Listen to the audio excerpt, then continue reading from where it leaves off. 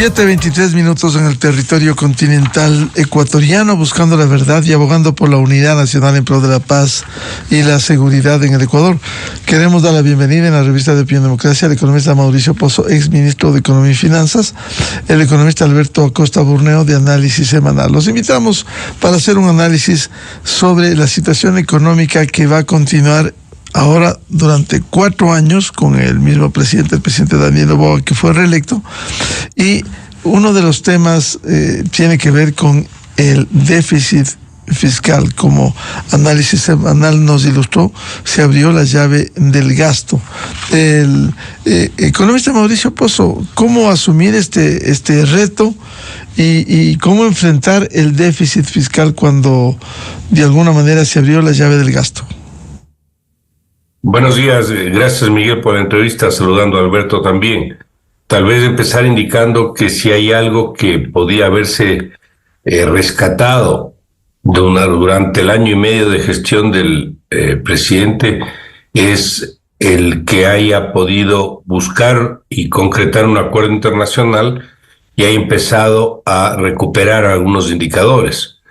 Creo que donde mejor ha ido el proceso es en materia de las reservas internacionales, pero en materia del déficit fiscal, si bien es cierto, se redujo de la fecha de cierre del gobierno anterior al cierre del año pasado, en las últimas fechas hemos visto nuevamente una tendencia al deterioro, es decir, hay una acumulación para los 4 primeros meses en atrasos, por ejemplo, de $1,300 millones, a lo que se suman los atrasos de los periodos anteriores. Me refiero del año 2024 y algunos inclusive previos, lo que significa una cifra de más o menos 4,000 millones, más los 1,300 que cito, sobre los 5,000 millones de atrasos, que ya es una cifra obviamente importante.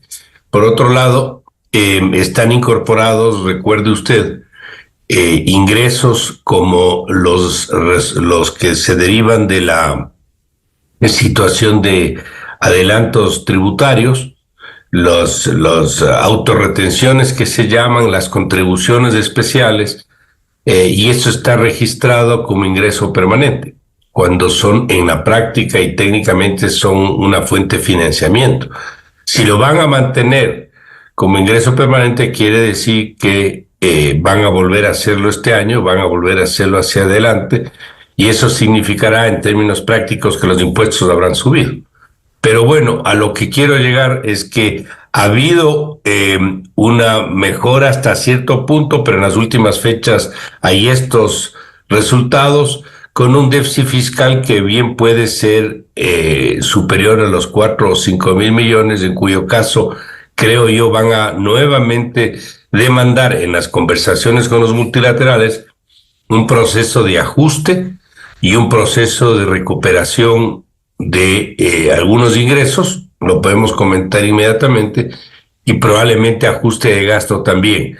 Pero lo de fondo es que para este tema que tiene que ver con la estabilidad, si algo creo yo tienen que preservar es el acuerdo, que es la única fuente, y yo diría que ayudaría a cubrir estas deficiencias, pues de los mercados internacionales todavía, yo diría, están bastante cerrados para Ecuador por el nivel de riesgo que todavía sigue manteniendo, a pesar de la reducción que se registró. Y de ahí queda toda la agenda que tiene que ver con las reformas, para que el país pueda lograr crecimientos más dinámicos y no lo que lamentablemente hemos tenido. El año pasado hubo recesión y este año la recuperación probablemente esté cercana al crecimiento poblacional, lo que indicará que en términos reales el país no está creciendo, y para eso hay que atraer inversión privada, sobre todo de afuera, y para ello hay que prepararle para que haya ese apetito y hacer todas las reformas que no se han hecho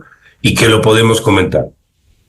El economista Alberto Acosta Burneo nos ilustraba Análisis Semanal sobre el déficit fiscal que señala el informe. Entre enero y abril de este año reapareció un fuerte déficit fiscal.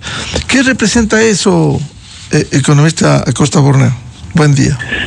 Muy buenos días, un gusto Mauricio, un gusto estar con ustedes.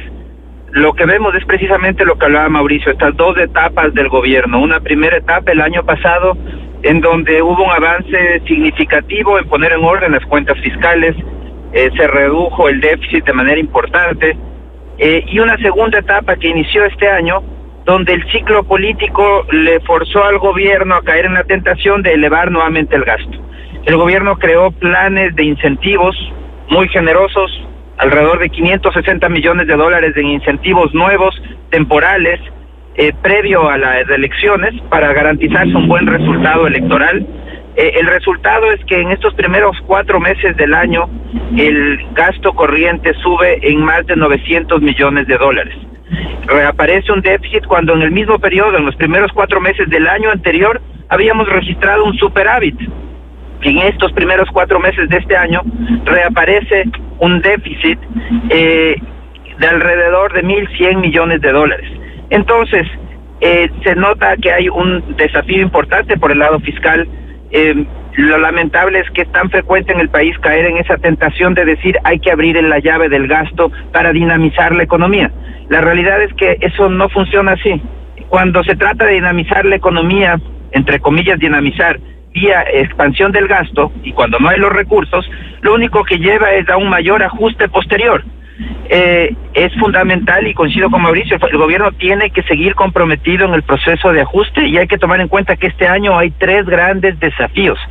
Tenemos por un lado una caída de los precios internacionales del petróleo. Yo estimo que si se cumplen las proyecciones de precio internacional del petróleo del Fondo Monetario Internacional, que dice que caería alrededor de un 15% en promedio en este año, significa una caída de ingresos netos del fisco de alrededor de 500 millones de dólares. Claro, hay una caída mayor en las exportaciones de petróleo, pero también hay un ahorro por importación de derivados. Al final del día son 500 millones de dólares menos para el fisco. Por otro lado, tenemos el tema del riesgo país, que sigue siendo elevado, y eso hace que el mercado de capitales esté cerrado. Para este año estaba presupuestado que el país emita bonos en el mercado internacional de capitales por 1.500 millones de dólares. Hay una salida, afortunadamente existe una salida, que es esa emisión de bonos con una garantía parcial del BID, lo cual podría permitir una colocación interesante. Vamos a ver, ojalá que los mercados reaccionen positivamente. Tal vez entre septiembre y octubre se podría hacer una colocación y cerrar esta brecha, pero si no se logra colocar ese dinero, habrá una brecha fiscal aún mayor. Y el tercer desafío importante sigue siendo esa presión para elevar el gasto. Desde la política, un presidente que quiere hacerse querer cree que la salida más fácil, y de hecho la salida más fácil que tiene a la mano, es gastar nuevamente más. Pero el fisco no está en esa situación, y lo que tenemos que entender los ecuatorianos de una vez por todas es que la fuente de riqueza no está en el gasto público. No son los estados que más gastan los países más prósperos, son los que más producen, y para eso se requieren esas reformas estructurales que abran la puerta a la inversión privada, inversión productiva, nacional, extranjera. Lamentablemente en el Ecuador tenemos todo tipo de barreras a la inversión productiva, empezando por el concepto equivocado de sectores estratégicos, que lo que hizo es crear monopolios estatales en los sectores que más atraen inversión a nivel global. Pero en el Ecuador decidimos que eso sea un monopolio, y que solo por excepción se tolera la inversión privada. Esto es un absurdo que ya los mismos comunistas chinos superaron hace muchas décadas, cuando Deng Xiaoping dijo: no importa si el gato es blanco o si es negro, lo importante es que case ratones. Es decir, no importa si la inversión es pública o es privada, ellos se abrieron a todas las formas de la inversión. Un país comunista. En el Ecuador, mucho más radical que cualquier país comunista, dijo no. En estos sectores, amplios sectores de la economía, petróleo, electricidad, telecomunicaciones, minería, vamos a hacer monopolios estatales, y solo por excepción vamos a tolerar la inversión privada. Claro, el resultado es una economía que no crece, apagones masivos, producción petrolera en caída libre. Hemos perdido más de 100.000 barriles por día de producción en la última década. El Ecuador pronto dejará de ser un país petrolero, no porque se le acabó el petróleo, no porque el mundo ya no quiera petróleo, simplemente porque hemos sido incapaces de extraer el petróleo de nuestro subsuelo. Entonces se necesitan esas reformas estructurales para poder acelerar el ritmo de crecimiento y entender que el bienestar no se genera por más gasto público, sino por mayor capacidad productiva. Ahí está el origen de la riqueza en una nación. Economista Mauricio Pozo, este tema del déficit fiscal, como nos ilustra Alberto Acosta Borneo, cuán importante es, por un lado, ir reduciendo, ajustando, eso que ustedes siempre nos han descrito, no excederse en el gasto, que haya calidad en el gasto y gastar lo que se tiene, porque si no vamos a seguir una dinámica de endeudamiento.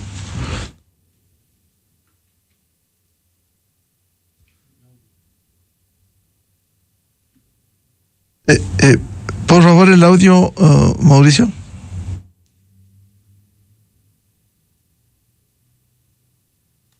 Perdón. Decía Miguel que hemos comentado ya en varias oportunidades la necesidad de que las cuentas públicas registren un arreglo del origen del problema, porque si no arreglamos la raíz, los síntomas no se van a poder corregir. Lamentablemente hemos continuado siempre buscando cómo financiamos ese exceso de gasto, cómo cubrimos con nuevos ingresos, sean estos tributarios, cómo le ajustamos al gasto y por eso acumulamos atrasos, o cómo nos endeudamos más. Pero la raíz del problema sigue siendo la misma. No hemos podido tener un Estado que tenga un tamaño sostenible en el tiempo. Y para poder arribar a eso se necesitan adoptar decisiones, algunas de ellas políticamente difíciles, pero necesarias. Es ahí donde no hemos podido avanzar al ritmo que se necesita. Ojalá el actual gobierno, con el triunfo electoral que acaba de recibir, con el apoyo que va a tener en la Asamblea Nacional, con la popularidad, adopte las decisiones que el Ecuador requiere, más allá de eventuales impactos que pueda tener, porque muchas de ellas, como explico, no son las aplaudidas normalmente por la sociedad. ¿A qué me refiero? El tamaño del Estado es excesivo, para lo cual hay que redefinir su rol en ciertas áreas, que sigue estando presente sin ser su actividad real. Está metido de empresario en el área eléctrica, en el área petrolera, en la administración de distribuidoras eléctricas, en las hidroeléctricas, en las termoeléctricas, está presente en actividades de telecomunicaciones y así puedo seguir. Esto es una carga adicional y es parte de la obesidad que estamos hablando. Segundo, creo que si hasta el año 2006 se vivía con el 5, tal vez hasta el 6% del PIB en materia de nómina, no veo por qué ahora necesitamos vivir con el 10% del PIB en materia de nómina. Yo creo que hay que hacer una depuración seleccionada, adecuada, respetando los principios legales vigentes, pero tener algo que pueda mantenerse en el tiempo. Después hay cargas que tiene el Estado y que no tiene ningún tipo de beneficio de inventario, como se dice, en rendición de cuentas. Entrega el 6% este año del PIB, o debería entregar el 6% del PIB para educación, el 4% para salud, entrega el 20% del ingreso tributario a los GATS, el 10% del petrolero a los GATS, y no pide cuentas a nadie. No sabemos qué se hace con esa plata. Ahí también, creo yo, hay una fuente de ahorro significativo. Tercero, cuando decimos que en la nómina el 80% son 4 sectores, que efectivamente es así: salud, educación, seguridad, y ahí está policía y Fuerzas Armadas. Y decimos que como son estas 4 áreas importantes, no hay cómo hacer nada. Eso es un error, Miguel. Lo que pasa es que hay decisiones que no son fáciles en estas áreas. No podemos asumir, y eso es un error, asumir que porque son importantes no tienen excesos, no tienen mal uso de los recursos, no tienen fondos que no deben irse allá. Le doy un número simplemente para citar, que muchas veces creo que lo hemos comentado. ¿Cuántos vehículos tiene el sector público? No recuerdo el número a la fecha, pero pocos años atrás ese era de 60.000. 60.000 vehículos que están concentrados en las áreas que cité. Multiplique usted cada vehículo por los costos que involucra. Mantenimiento, seguros, repuestos, chofer. Es decir, yo creo que en esas áreas también hay cómo hacer una depuración del gasto. Y con ello, estas acciones que cito y muchas otras, como es redimensionar el aporte del Estado a la Seguridad Social, no para eliminarlo, sino para redimensionarlo. Todo esto, ¿qué significa? Liberar recursos para poder gastar con una mejor calidad y, por otro lado, empezar a reducir esa raíz del problema para el déficit fiscal, que es la pregunta, y la necesidad y la adicción al endeudamiento público proveniente de un Estado absolutamente sobredimensionado. Pero para eso, como explico, hay que tomar las decisiones y muchas de ellas no son fáciles, pero creería yo que con la fuerza que tiene un gobierno que se inicia, con el apoyo que tiene en este momento, es ahora cuando debe hacerse esto y no esperar para después, que por cierto, eso también me parece que hasta por experiencia le puedo mencionar. Si no hacen estas reformas difíciles al principio, después no lo van a poder hacer. Tienen que iniciar la gestión adoptando estas decisiones y no esperar para después. Esa es mi opinión sobre este particular. Economista Alberto Acosta, bueno, ¿de acuerdo usted con las reformas que debe hacer desde el comienzo para no perder tiempo, incluso el desgaste electoral que hay? Definitivamente, las reformas tienen que hacerlas lo antes posible y hay reformas de fondo en las que hay que trabajar. Sí, hay urgencias, somos del país de las urgencias, siempre estamos tratando de apagar algún incendio, queremos hacer todo es urgente, pero por dedicarnos solo a las urgencias nos olvidamos de lo importante. Y hay reformas de fondo importantes, por eso yo creo que esta discusión de la constituyente, de una nueva constitución, es fundamental, porque necesitamos eliminar todas esas barreras que existen para la inversión productiva. No podemos seguir atados al subdesarrollo con una constitución que bloquea la inversión productiva. Y la manera de lograrlo es haciendo los cambios en la Constitución para, por ejemplo, empezar permitiendo que la inversión productiva se pueda realizar en todos los sectores de la economía, sin excepción. Eliminar ese concepto nefasto y arcaico de sectores estratégicos. Aprendamos de los comunistas chinos, ellos se dieron cuenta hace décadas. Nosotros somos mucho más radicales que cualquier comunista chino y bloqueamos la inversión privada y la inversión productiva en amplios sectores de la economía. Sin hacer estos cambios de fondo, el país no va a crecer a tasas grandes. Claro, y muchos dirán, pero eso no es lo urgente es lo que hay que hacer ahora, inmediato.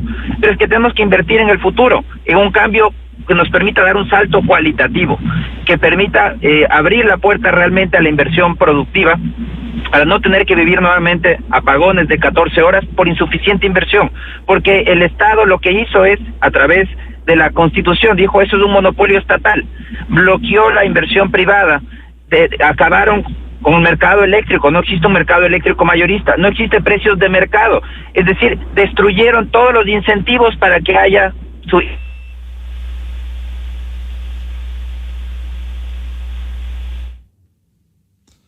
la producción petrolera está en caída libre porque eliminamos todos los incentivos para la producción, para la inversión productiva privada y pusimos barreras a esa inversión. En telecomunicaciones, lo mismo. La única empresa que tiene concesionado el ancho de banda para la red 5G es la empresa pública CNT. Y esa es precisamente la única empresa que no tiene ni los clientes ni el dinero para desplegar la red 5G.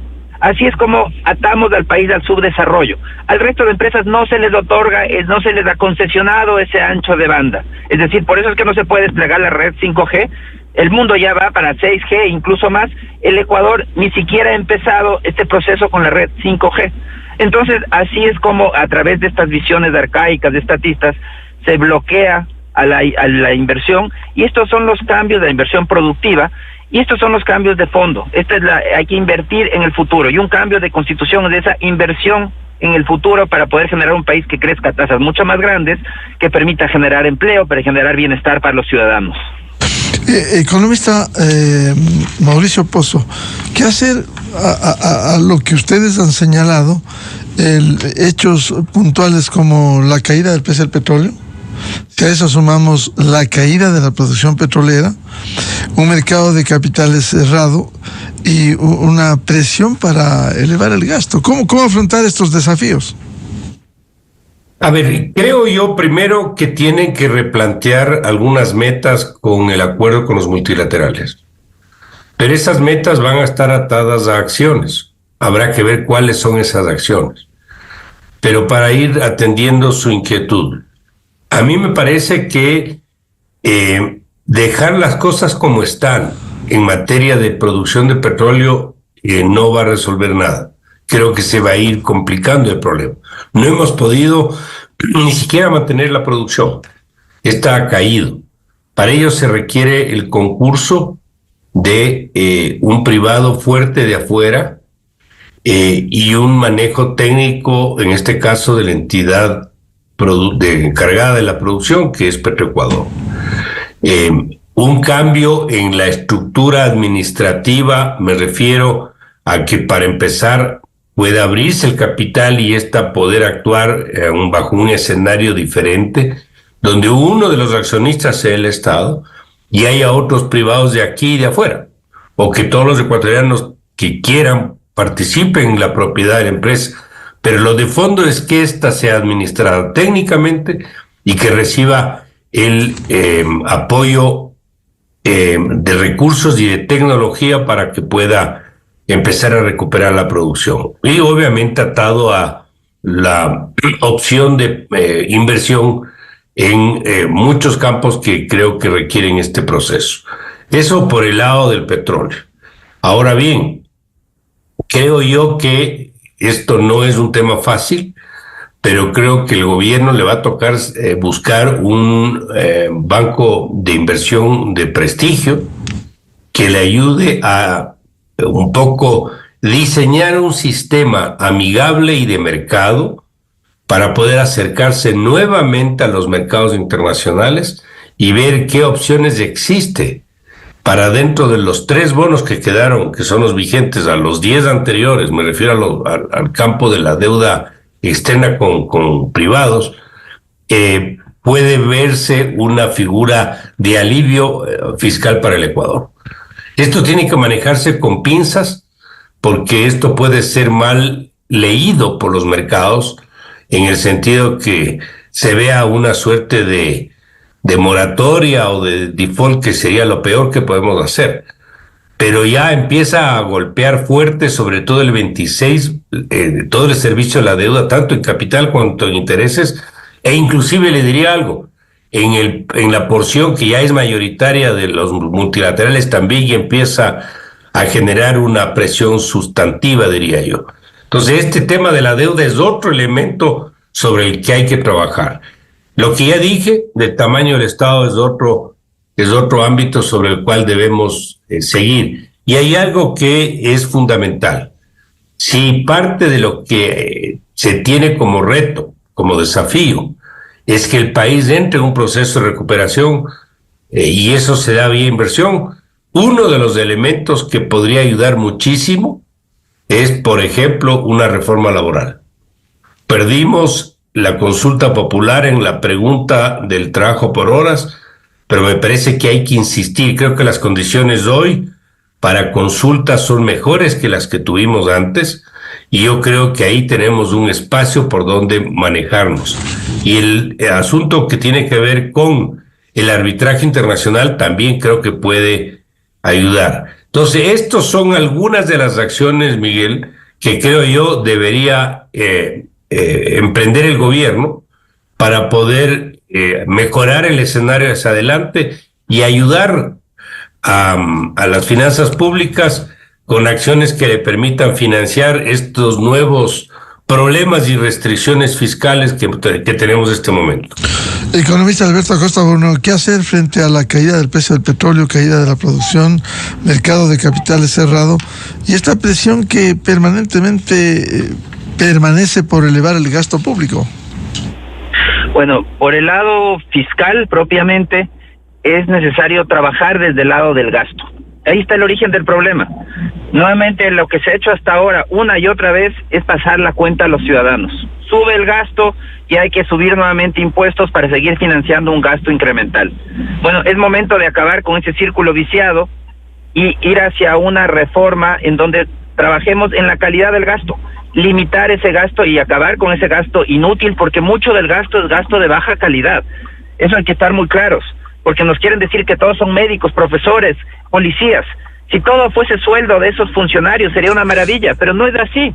No son médicos, ni profesores, ni policías. Incluso en áreas tan importantes como educación, mucho de un gasto administrativo para procesos engorrosos que no agregan valor. El papeleo no agrega valor a la sociedad, destruye valor. Entonces hay que trabajar de manera profunda desde el lado del gasto, no solamente para contener el incremento del gasto, sino incluso para reducir ese gasto inútil. Eso es un desafío fundamental. Desde el lado productivo, del lado petrolero, definitivamente hay que abrir la inversión a la inversión privada de manera total. Y eso implica también una transformación, como mencionaba Mauricio, la transformación de Petroecuador. Petroecuador tiene que transformarse en una multinacional petrolera, abrir su capital en el mercado, en la bolsa de valores local y en la bolsa internacional. Eso significa que una participación de la empresa vende a un socio estratégico internacional y a todos los que quieran tener acciones en esa empresa, que cotice en bolsa. Y de esa manera veremos cómo los incentivos se alinean, porque una empresa que maximiza su valor en el mercado de valores, en la bolsa, es una empresa bien manejada. Una empresa que pierde valor en la bolsa es una empresa mal manejada. Entonces veremos cómo muy fácilmente podemos evaluar la gestión de los administradores, algo que en la actualidad es simplemente imposible, porque en la actualidad no hay que olvidar que Petroecuador ni siquiera ha rendido cuentas a la ciudadanía. Desde 2019 se solicita que Petroecuador, el Fondo Monetario Internacional ha solicitado que se auditen los balances de Petroecuador. Desde 2019 han pasado 3 gobiernos y todavía no se logra. No han logrado auditar los balances de Petroecuador, porque claro, ellos viven en una isla aparte, ellos no tienen que rendir cuentas a nadie, siendo la empresa más grande del país, pero no rinde cuentas a nadie. Entonces son temas que tienen que cambiar. Los beneficios de estar en el mercado de valores, de cotizar, de ser una empresa pública, en el sentido de que está cotizando en la bolsa, implica que tienen las obligaciones de transparencia, de rendir cuentas permanentemente a los accionistas. Entonces veremos cómo las cosas comienzan a cambiar y comienza a tener una gestión mucho más eficiente. Y definitivamente tiene que estar abierta la puerta para la inversión privada, porque la solución a la caída en los precios del petróleo es producir más petróleo. Tenemos que aumentar nuestra producción petrolera porque tenemos un potencial de seguir creciendo. Y lo que hemos hecho como país es lamentable. Hemos decidido reducirla por el monopolio estatal de Petroecuador creado en la Constitución de 2008 y reducirla porque en la consulta popular hace algunos meses decidimos cerrar el 4º bloque petrolero del Ecuador, el desarrollo más nuevo que tenía el país. Dijimos, no nos interesa, son 1.300 millones de dólares al año que recibe el fisco neto, que no queremos, no los necesitamos, estamos pagando las consecuencias. Entonces el país tiene que definitivamente tener una política de apertura a la producción petrolera con capital privado para poder elevar su producción de manera significativa. No es posible que Colombia, con la 4ª parte de reservas petroleras que tiene el Ecuador, produzca 63% más. Necesitamos aprovechar que el país tiene unas reservas interesantes y que además puede seguir explorando y elevando sus reservas de manera significativa. Eso se va a lograr solamente con más inversión privada, y ese es el cambio de visión. Una visión en la que se nos demos cuenta que lo importante para salir del subdesarrollo es más inversión. ¿Queremos inversión pública? Sí, queremos inversión pública. Queremos inversión privada, mixta, inversión local, regional, subregional, de todas partes del mundo. Esa es la única vía para poder acelerar el ritmo de crecimiento del país. Economista Mauricio Pozo, hay grandes desafíos con la nueva ministra de Economía y Finanzas que estuvo en la gira, contactos en Emiratos Árabes Unidos, en otros países de la gira presidencial, incluso en los multilaterales. ¿Cómo ve usted esa perspectiva? Porque también hay que ir sembrando confianza en esos organismos y en los países. La presencia del ministro de Economía y Finanzas en los multilaterales y en otros mercados es importante. Yo le diría es fundamental por varias razones. En primer lugar, porque hay que tener una comunicación directa con estas instituciones y con sus principales funcionarios para inclusive acceder a una apertura lo suficientemente amplia en un proceso, por ejemplo, de ajuste de un programa económico. Entonces, desde ese punto de vista, me parece que la presencia es importante y es necesaria además. Segundo, yo he estado ahí 2 veces, Miguel. Ellos le leen mucho a la autoridad económica que visita un poco su actitud frente a los temas que se avecinan. ¿A qué me refiero?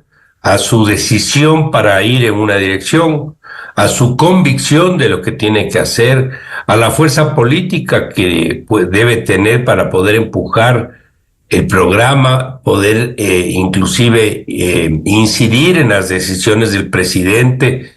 Ese cargo es un cargo que, aparte de la necesaria, el necesario entendimiento de los temas técnicos, digamos así, demanda poder difundir las decisiones que se adoptan, poder comunicar de manera adecuada. Hay que negociar con gremios, hay que hablar con otras instancias, por ejemplo, en la propia Asamblea Nacional, hay que mantener contacto con los multilaterales. Entonces, tiene un campo de acción bastante grande, bastante amplio.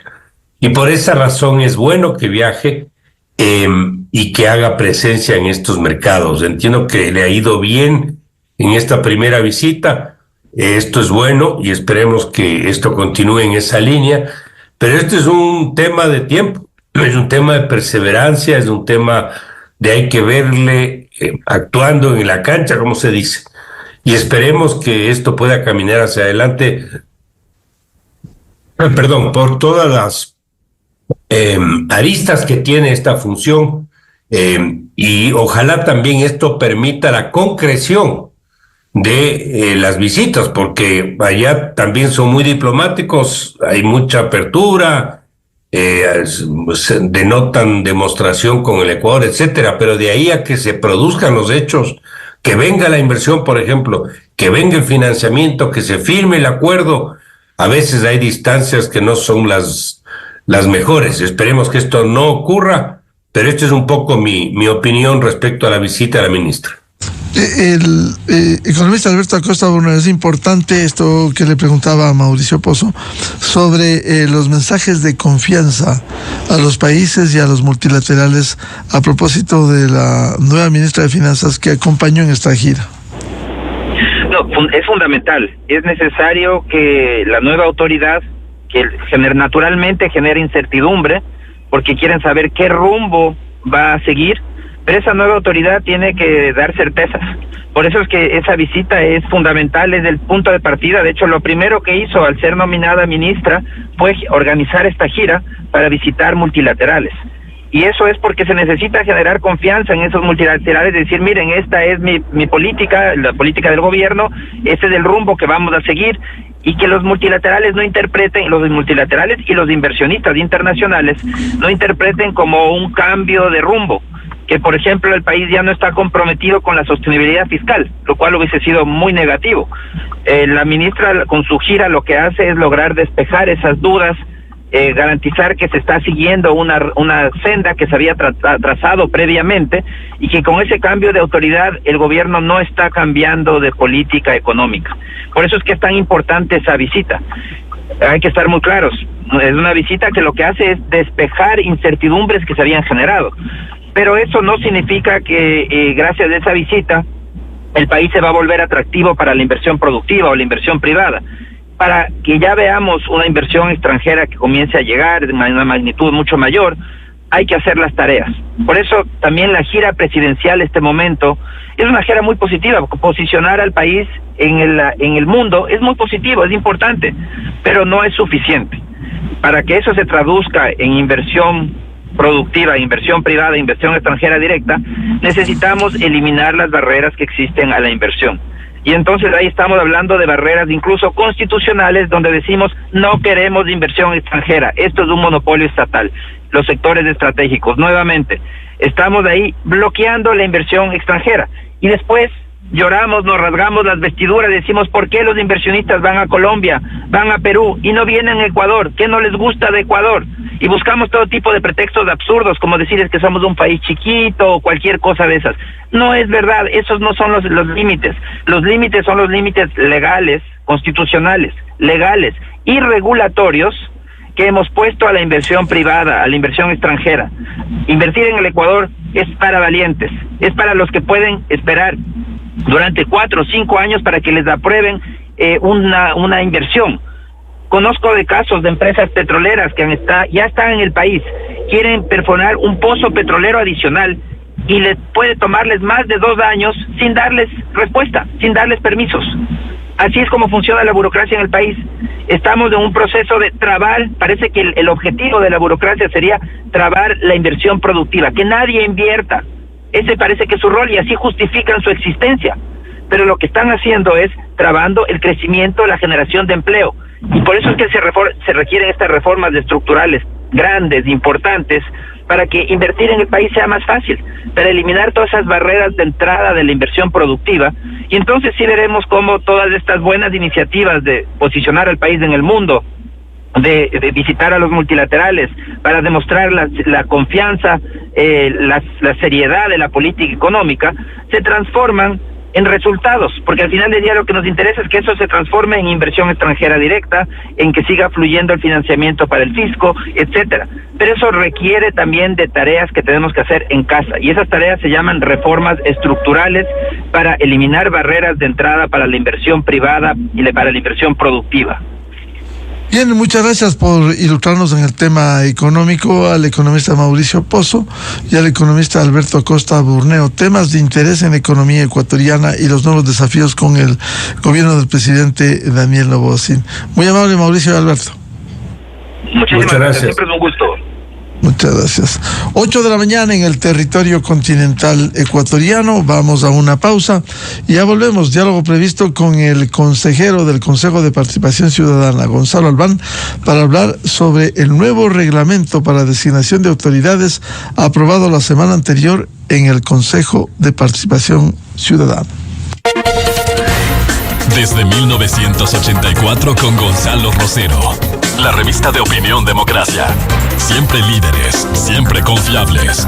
Enseguida regresa Miguel Rivadeneira a la búsqueda de la verdad. Inicio de espacio promocional y publicitario.